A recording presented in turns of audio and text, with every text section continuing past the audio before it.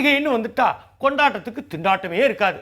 தலைச்சுமை, தள்ளுவண்டி, ரோட்டோர கடையிலிருந்து complex mall வரைக்கும் கூட்டம் கலகட்டும். பொதுமக்கள் கொண்டாட்டம் ஒரு பக்கம், தலைவர்கள் வாழ்த்து மறுபக்கம்னு அரசியல் வட்டாரத்திலையும் கலகாப்பாத்தான் இருக்கும். தேர்தல் நேரம் வேறையா, தலைவர்களும் தேடி பிடிச்சி ஓடி வந்து கையை பிடிச்சி வாழ்த்து சொல்லிட்டு போவாங்க. இப்படி பரபரப்பா நடக்கிற பண்டிகை கொண்டாட்டத்துக்கு நடுவில் நம்ம கஃபேலையும் பரபரப்பா மொறுமொறுப்பா தோசை மட்டும் இல்லாம இனிப்பு, பலகாரம், கேக்கு, சாக்லேட்டுன்னு விதவிதமா செஞ்சு அசத்த போறோம். மகிழ்ச்சியா, சந்தோஷமா, குதூகலமா, கொண்டாட்டமா நீங்களும் குடும்பத்தோட பார்த்து ரசிங்க. நம்ம பேப்பர் தோசை வரப்போகுது, பாருங்க.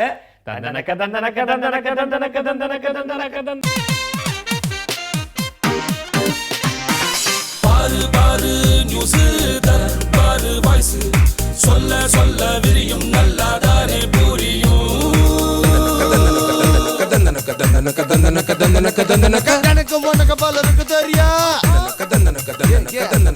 செய்தி, கொள்ளை செய்தி, கொலை செய்தி, கொள்ளை செய்தி, நாட்டு செய்தி, வீட்டு செய்தி, நாலாபுரம் நடக்கும் செய்தி. கொத்தமல்லி வாசம் என்னன்னு கேளு, ஏது நீ பாரு. அஞ்சலி அஞ்சலி, தந்தை பெரியார் நினைவு நாள். தலைவர்கள் அஞ்சலி, எம்ஜிஆர் நினைவு நாள். முதல்வர் அமைச்சர்கள் அஞ்சலி. தமிழக முதல்வர் வாக்குறுதியை ஏற்று நாகை மீனவர்கள் உண்ணாவிரதம் வாபஸ். முதல்வரை சந்தித்தோம். சந்தித்த வகையில் மீனவர்களை உடனடியாகவும் வேகமாகவும் மீட்டுத் தருவதாக உறுதியளித்துள்ளார். கடந்த 4 நாட்களாக இருந்த இந்த சாகுமுறை உண்ணாவிரதத்தை வாபஸ் பெறுவது என்று முடிவெடுத்துள்ளோம். கோரிக்கையை வலியுறுத்தி பிரதமரை சந்திக்க முடிவு. திமுக எம்பி டிஆர் பாலு அறிவிப்பு. தக்கதிமி தக்கதிமி தக்கதிமி தக்கதிமி தா. மாமல்லபுரத்தில் நாட்டிய விழா, பல மாநில கலைஞர்கள் பங்கேற்பு.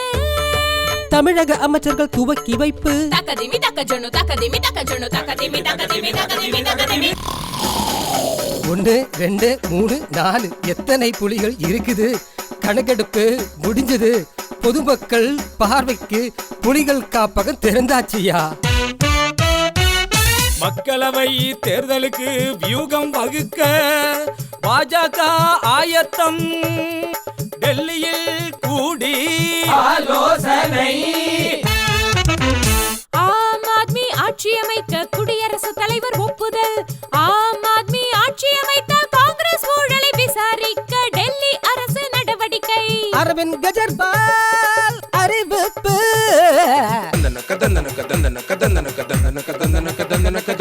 கார்கில் போருக்கு அப்புறம் வாகா எல்லையில் இந்தியா பாகிஸ்தான் பேச்சுவார்த்தை. 14 ஆண்டுகளுக்கு அப்புறம் அதிகாரிகள் பேச்சுவார்த்தை. ஜப்பான் மன்னருக்கு பிறந்த நாள். லட்சக்கணக்கில் திரண்ட மக்கள் மன்னருக்கு வாழ்த்து. வில்வித்தை போட்டியில் சாதனை படைத்தார் தீபிகா குமாரி. ஊப்பியில் நடந்த தேசிய சீனியர் வாலிபால் போட்டியில் தமிழக அணிகள் சாம்பியன். பெண்கள் அணியும் சாம்பியன், ஆண்கள் அணியும் சாம்பியன். சூப்பரான செய்தி, நம்ம செய்தி. தமிழ்நாட்டின் முதல்வர் கொடநாட்டுக்கு இடம்பெயர்ந்த நேரத்தில் தமிழ்நாட்டில் உள்ள உள்துறை செயலாளராக அபூர்வமா நியமிக்கப்பட்டதோடு 8 IAS அதிகாரிகளை அலேக்காக தூக்கி அடுத்த துறைக்கு மாற்றப்பட்டு விட்டார்கள் என்று செயின்ட் ஜார்ஜ் கோட்டையிலிருந்து வரும் செய்திகள் படபடவென இடம் மாறுகின்றன.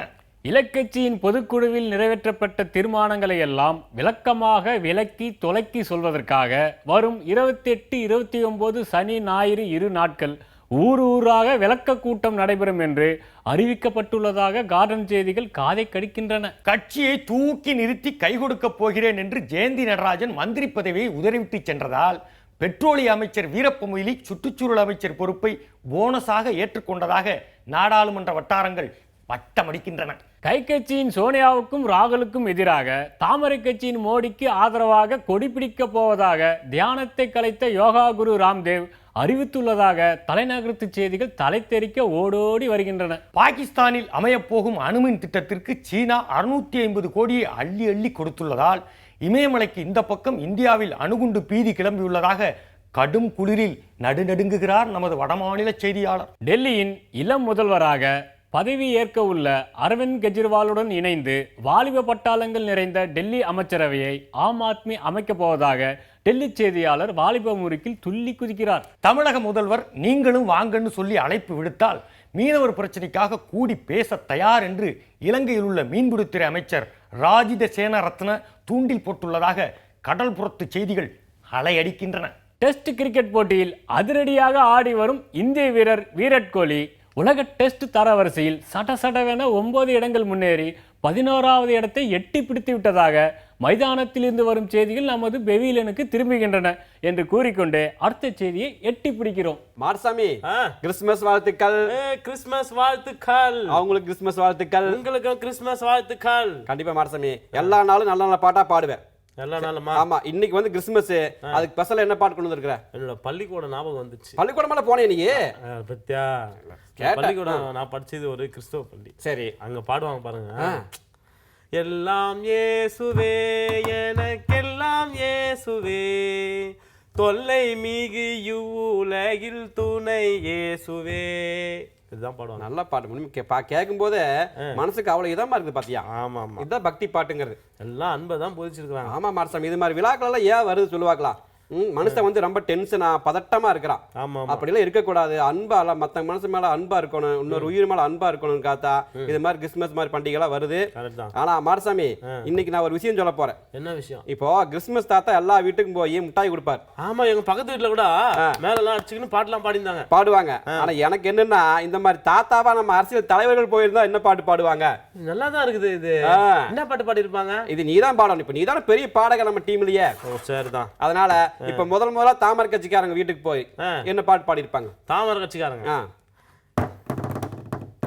தாமரை சின்னங்கள் தேர்தலில் விண்ணுங்கள், எத்தனை ஓட்டுகள் அத்தனையும் நமக்கு தானே.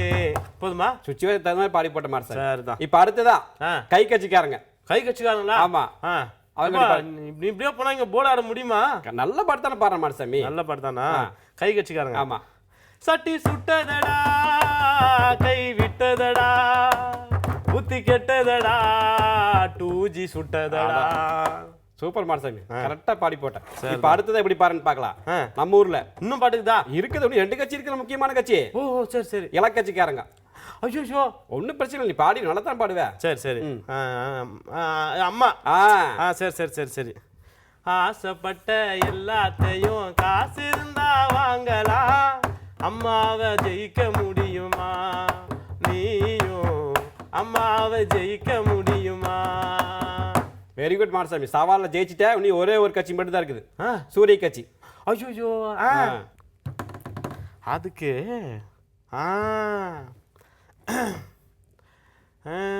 நினைப்பது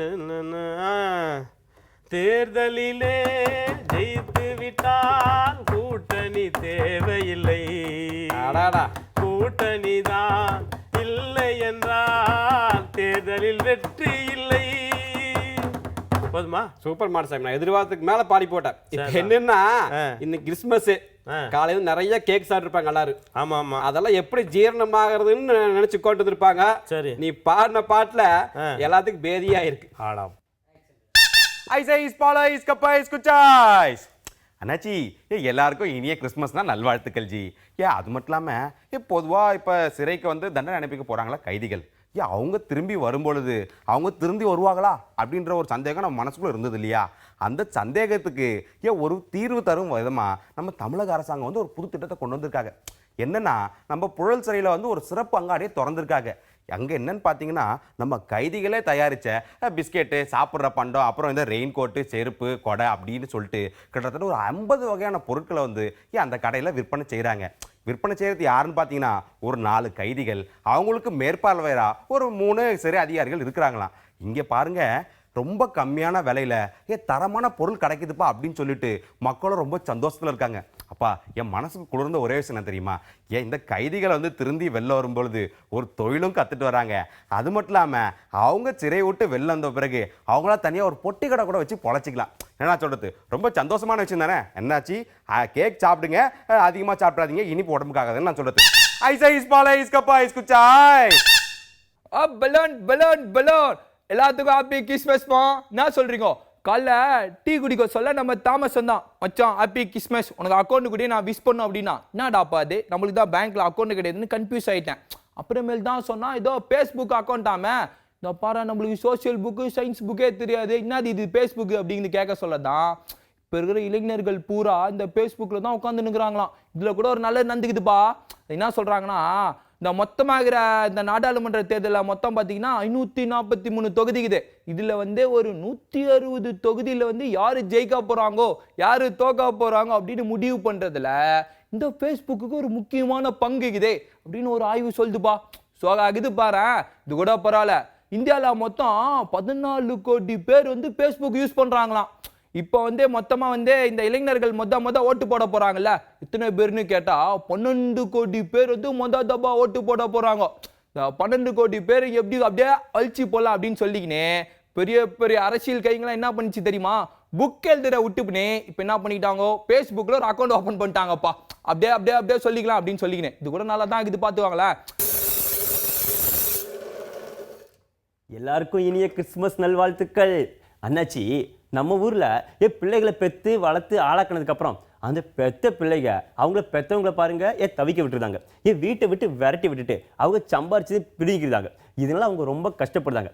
அவங்க எல்லாருக்குமே ஒரு நல்ல காலம் பிறந்துருச்சு. நான் என்ன சொல்ல வரேன்னா, அவங்களுக்காகவே ஒரு புது லோன் அறிமுகப்படுத்துகிறாங்க, ரிவர்ஸ் மார்ட்கேஜ் லோன் அப்படின்னு சொல்லுதாங்க. அந்த லோனை அது என்ன பார்த்தீங்கன்னா, உதாரணத்துக்கு வீட்டு லோன் வாங்கினா நீங்கள் என்ன பண்ணுவீங்க, வீட்டு கட்டுறதுக்கு பணம் வாங்கிட்டு மாதம் மாதம் திரும்பி கட்டுவோம். அதே மாதிரி இந்த லோனில் நம்ம வீட்டை கொண்டு போய் அடமானம் வச்சுட்டு மாதம் மாதம் பணம் அவங்க நமக்கு கொடுக்குறாங்க. இதில் பாருங்கள், ஆயுட்காலம் முழுக்க நீங்கள் லோன் வாங்கிக்கலாம். அது மட்டும் இல்லாமல் கணவர் மறைஞ்சிட்டா மனைவிக்கும் பணம் கொடுக்குறாங்க. இவங்க 2 பேருமே மறைஞ்சிட்டா அந்த வீட்டை விற்றுட்டு அதில் இவங்க எவ்வளோ கடன் வாங்கினாங்களோ அந்த பணத்தை கழிச்சிட்டு மீதம் இருக்கிற பணத்தை அவங்க வாரிசுகளுக்கோ அவங்க மனசுக்கு விருப்பப்பட்டவர்களுக்கோ கொடுத்துருந்தாங்க. இந்த வாரிசுகள் அந்த வீட்டை மீட்க நினைச்சா அவங்க கடனை கட்டி மீட்டுக்கலாம். இதனால பாருங்க, பிள்ளைங்களால் கைவிடப்பட்ட பெற்றவங்க யாருமே யார் தயவை நம்பி இருக்க வேண்டியதில்லை, எந்த கவலையும் பட வேண்டியதில்லை. இந்த லோனை பயன்படுத்தி அவங்க மகிழ்ச்சியை சிறப்பாக வாழலாம். என்ன நான் சொல்றது சரிதானே? தப்பு நடந்தா எதிர்பக்கம் எதிரி பக்கம் இருக்கிற தலையை பார்த்து கையை காட்டுறதும், நல்லது நடந்தா தலை மேல தூக்கி வச்சு கொண்டாடுறதும் வழக்கமான ஒண்ணுதான். இப்படியே பழகி போன நம்ம ஊர்ல அரசியல்ல மட்டும் சும்மாவா இருப்பாங்க? ஊழலை ஒழிக்க போறாங்களோ இல்லையோ, லோக்பால் மசோதாவை கொண்டு வந்துட்டாங்க. அதுல பேர் வாங்குறதுக்கு இருக்கிற போட்டியை பார்த்தா தாங்க முடியல. அதாங்க நம்ம கஃபேல இன்னைக்கு ஸ்பெஷல், இன்றைய கேடி சித்திரம் கார்ட்டூன்.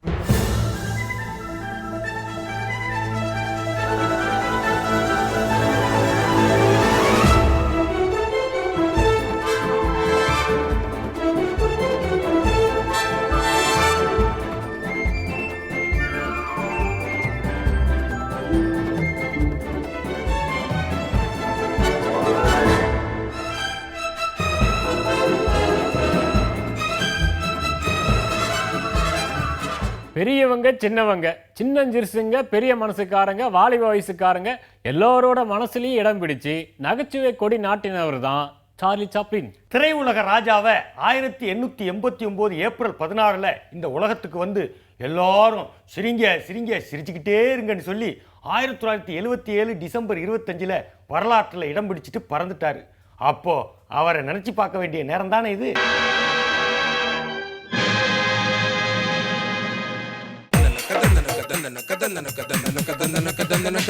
தொண்டு செய்து பழுத்த பழம், தூய தாடி மார்பில் விழும், மணக்குகையில் சிறுத்தை எழும், மண்டை சுரப்பை உலகு தொழும். இது பாரதிதாசன் எழுதுனது. யாரை பத்தி? தந்தை பெரியாரை பத்தி. 94 வயசு வரை வாழ்ந்து மறைஞ்ச தந்தை பெரியார் ரொம்ப பல சீர்திருத்தங்களை தமிழ்நாட்டுக்குள்ள கொண்டு வந்திருக்கிறார். பகுத்தறிவு தந்தை. பகுத்தறிவு தந்தை. அவருக்கு 1973 அவர் இறந்த ஆண்டே யுனெஸ்கோ வந்து ஒரு பட்டம் கொடுத்தாங்க பெரியாருக்கு. ஆமாம், தொலைநோக்காளர், அதாவது நவயுக தொலைநோக்காளர் அப்படிங்கிற பட்டம்லாம் கொடுத்தாங்க. நவீன சீர்திருத்துவத்தின் தந்தை 73 யுனெஸ்கோவே பாராட்டி கொடுத்தாங்க. மனிதனை பார்த்து கேள்வி கேட்கணும்னார். எதையும் அப்படியே நம்பாத. எல்லா கூட்டங்கள்லையும் பெரியார் பேசிட்டு சொல்ற கடைசி வார்த்தை, நான் பேசினதை அப்படியே நம்பிடாதீங்க. அவரே சொல்லுவார், நீங்கள் எது உங்களுக்கு சரின்னு படுதோ அதைத்தான் ஏற்றுக்கணும் அப்படின்னு சொன்னார். எவ்வளவோ கருத்துக்களை, முற்போக்கு கருத்துக்களை எல்லாம் பேசிட்டு அவரே சொன்னார், ராமசாமின்னு ஒருத்தர் இருந்தான், இன்னும் ஒரு 100 வருஷம் கழிச்சு ராமசாமின்னு ஒரு பிற்போக்கால இருந்தாலும் இந்த சமூகம் சொல்லும் அப்படின்னாரு. ரொம்ப முன்கூட்டியே பல விஷயங்களை சொல்லிட்டார். இன்னைக்கு நம்ம பயன்படுத்துகிற அந்த செல்போன் இருக்கே, அதெல்லாம் அவர் 50-60 வருஷத்துக்கு முன்னாடி பேசிட்டார். ஒவ்வொருத்தன் பாக்கெட்லேயும் ஒரு தொடர்பு சாதன கருவி வந்துடும், குழந்தை பெற்றுக்கிறதெல்லாம் வந்துடும், ஆணை இல்லாமல் பெண்ணுக்கு விடுதலையை பற்றி ரொம்ப பேசியிருக்காரு. அதெல்லாம் இப்போவே யாரும் சொல்லவே மாட்டாங்க. பெண்ணு எப்படா விடுதலை ஆகும், ஆண் ஏன்டா அப்படி திருறான், எல்லாத்துக்கும் ஆம்பளைக்கே எழுதி வச்சிருக்கானா, ஏன் பெண்கள் மட்டும் அப்படியே உரிமை இல்லையா? இந்த கற்பு காதல் இது எல்லாம் பொய், எல்லாம் பெண்களை அடிமைப்படுத்துறதுக்குன்னே வந்ததுன்னாரு. அதெல்லாம் தூக்கி எறியணும். இன்னும் அதிர்ச்சியாக சொன்னார், பெண்கள் எல்லாம் குழந்தைய பெற்றுக்க கூடாது, கர்ப்பப்பை எடுத்துருங்கன்னார். அதை சொன்னோடனே பெண்கள்லாம் சந்தோஷப்பட்டாங்க, ஆம்பளைங்க தான் ரொம்ப வருத்தப்பட்டாங்க. அப்போ அவர் சொல்லிகிட்டே சொன்னாராம், இதை யாரும் வருத்தப்படுறது எடுக்க வேண்டியது அவங்களுக்குள்ள ஆப்ரேஷன் பண்ண போது உனக்கு எதுக்கு வலிக்குது, நீ ஏன் கதற ஆம்பளையை பார்த்து கேட்டார். அவ்வளவு பெரிய சீர்திருத்தவாதியாக இருந்தார். ஒரு கூட்டத்தில் பேர் வச்சுருக்காங்க. என்னென்ன ஒரு பேர் வைக்க அவர்கிட்ட கொடுப்பாங்கல்ல, ஆமாம் குழந்தைகளுக்கு. ஆமாம், பேர் வைக்க உடனே அவர் லண்டன் அப்படின்னு இருக்காரு, ஊர் பேர் வச்சு. ஆமாம், பேர் வைக்கிறதுக்கு 10 ரூபா வாங்குவாராம். ஒரு குழந்தைக்கு 10 ரூபா வாங்கிட்டு தான் கராராக பேர் வைப்பார். 10 ரூபா வாங்கிட்டு லண்டன் பேர் வச்சிருக்காரு. அப்பங்காரனுக்கு பிடிக்கல, என்னடா என்னமோ பேர் வைப்பேன்னா அந்த கிழமை லண்டன் வச்சுட்டான், நின்றுக்கிட்டே இருந்திருக்கான். பேர் அதான் வச்சாச்சே போ அப்படின்னு இருக்காரு. இல்லை இன்னொரு பேர் ஏன் இன்னொரு 10 ரூபா தரேன், ஒரு 10 ரூபாய்க்கு ஒரு பேருங்கிற மாதிரி, ஒரு குழந்தைக்கு ஒரு பேர் தான் போ அப்படின்னு. இல்லை லண்டன் சிதம்பரம்னு வச்சுருக்கேன், பழனின்னு வச்சுருக்கேன், நான் அதை விட காஸ்ட்லியான ஊர் பேர் வச்சுருக்கேன் போ அப்படின்னா. இப்போலாம் யோசிச்சு பார்த்தோம்னா அந்த பேருக்குள்ளே மதமோ ஜாதியோ கண்டுபிடிக்க முடியாது. ஒரு ஆள் வைக்கத்தில் போய் போராட்டம் நடத்தினார், அதான் வைக்கம் வீரர்னு போற்றப்பட்டார். ஒரு பகுதி மக்கள் வந்து கோயிலுக்குள்ளேயே போகாமல் இருக்கிறதுல எல்லாரையும் அழைச்சிட்டு போனார். போயிட்டு வெற்றியாக அரெஸ்ட்லாம் ஆகிட்டு ஒரு ஊரில் கூட்டம் நடத்தையில் ஒருத்தர் கேட்டான், நீ சாமியே இல்லைங்கிறீல்ல, ஆமாம், ஊர் பூரா சாமி இல்லைன்ட்டு கோயிலுக்குள்ளே ஏன் கூட்டி போகிற அப்படின்னு கேட்டதுக்கு பெரியார் சொன்னாராங்க, நல்ல கேள்வி தம்பி, ஒருத்தனை வெளியிலேயே நிற்க வச்சுட்டு உள்ளே ஒன்றும் இல்லைன்னா நம்புவானா, அதான் கூட்டிகிட்டு போய் ஒன்றும் இல்லைன்றேன் அப்படின்றான். எதுக்கும் ஒரு பதில் இருக்கும், லாஜிக்கான பதில் இருக்கும், எதையும் அறிவார்ந்தமாக கேள்வி கேட்கணும்னாரு. ஆனால் அடிப்படையில் அவர் சொன்னது என்ன தெரியுமா, தமிழ் மொழி ஒரு காட்டுமிராண்டி மொழி அப்படின்னாரு. அதிர்ச்சி ஆகிட்டாங்க எல்லாரும்.